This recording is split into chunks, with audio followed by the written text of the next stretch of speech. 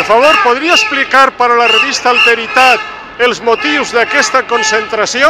Esa concentració són les preferents i subordinades de la banca, en general. Igual Bankia que tots els bancs diferents. Jo pertenec a Bankia, bueno, a la Caixa d'Ahorros i Monte de Piedad de València, senyores. Però de Monte de Piedad res. Moltes gràcies.